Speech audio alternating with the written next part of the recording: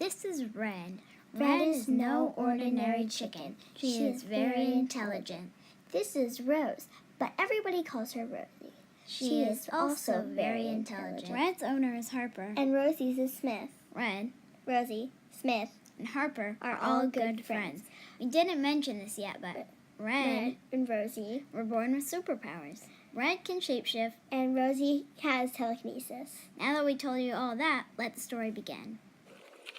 On a random Thursday in May, Red and Rosey went on a hike. They looked at the beautiful blue skies and amazing greenery. Rosey checked her backpack for snacks. She pulled out 2 bars. Then they sat down by the stream.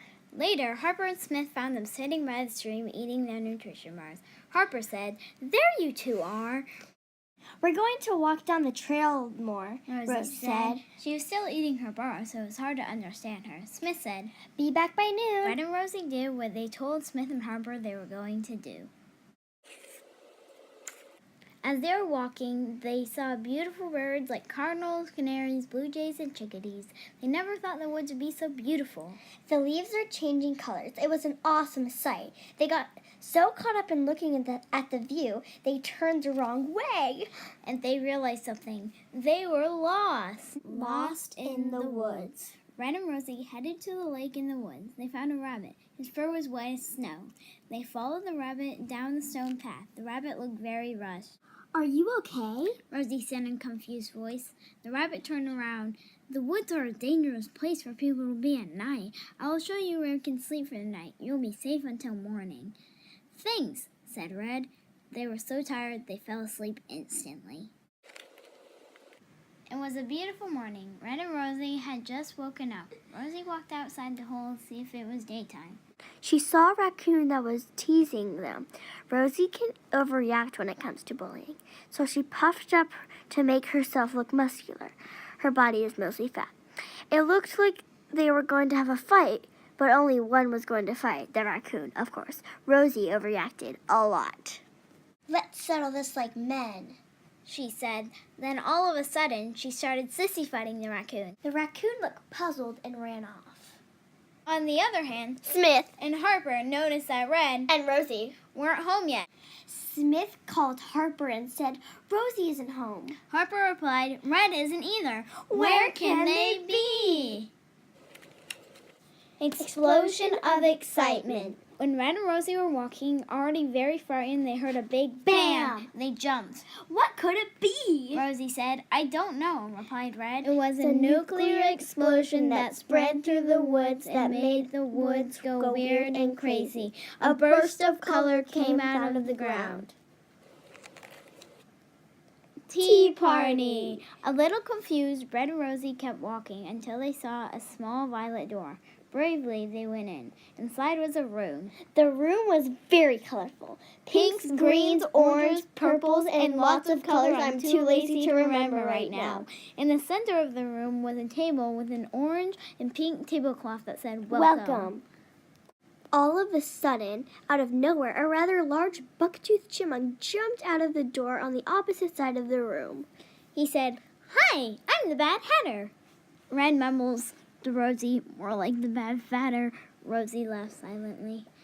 "Let's have a tea party," said the chipmunk. Frightened but starving, they joined. They actually had a lot of fun. One time, Bubba the chipmunk said, "Pass the mustard, please."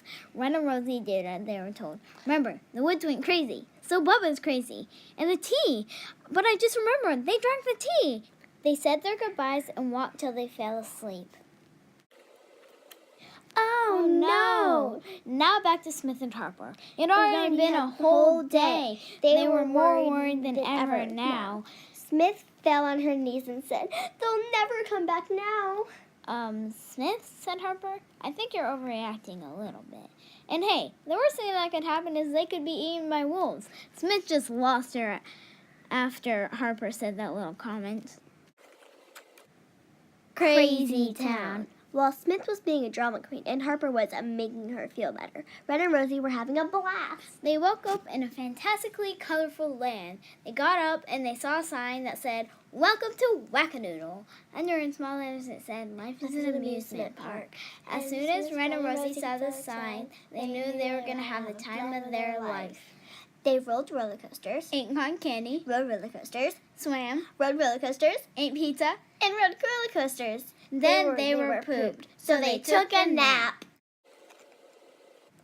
Finally waking up. The next thing they knew, they were lying on the ground in the woods. What? No! Screamed Red when she woke up. Wackadoodle was gone. Was it all a dream? Asked Red. Rosey had just woke up and said, "What time is it?" yawning a little.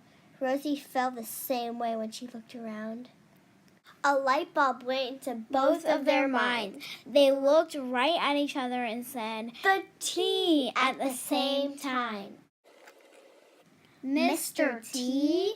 Red and Rosey went to find Mr. T, a.k.a. Bubba. They looked everywhere, but the small violet door was nowhere. "I know, it's around here somewhere," said Rosey. Then they overheard the chipmunk Bubba said, "Those dummies drank the tea and made them crazy along with the rest of the woods because of the nuclear explosion." Red and Rosey jumped out of the bushes and said, "Oh, no, you didn't." Red said, "I challenge you to a basketball game, Bubba. Challenge accepted." Basketball. Since Rosey loves basketball, she was the announcer. Red is running down the court. Oh, and Bubba steals it from Red. But Red steals it from Bubba. With only 1 minute to go, Red jukes Bubba, and now only 30 seconds to go. Red makes a three-pointer for the win. Red won! Let's go home, said Red. They followed the trail they came from. After 3 hours, they got out of the woods. They felt guilty and awkward walking down the street, but at least they were safe, or so they thought. Sorry. When Red and Rosey got to their house, they both took a deep breath, then they walked in. "It feels so weird being in an actual house again," said Rosey. Harper and Smith turned around and said, "Do you have something to say for yourself?" Sorry? said Red. I couldn't hear you that well. Could you speak up a little? Harper said in a sarcastic way.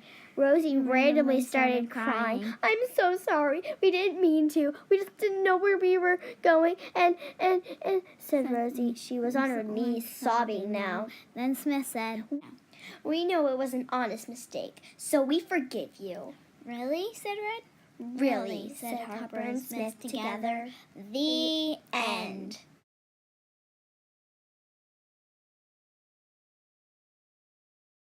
Red and Rosey, two superhero chickens who got lost on their hike, hear a big boom. They don't know what it is, so they kept on walking. They come across some wacky things on their journey home.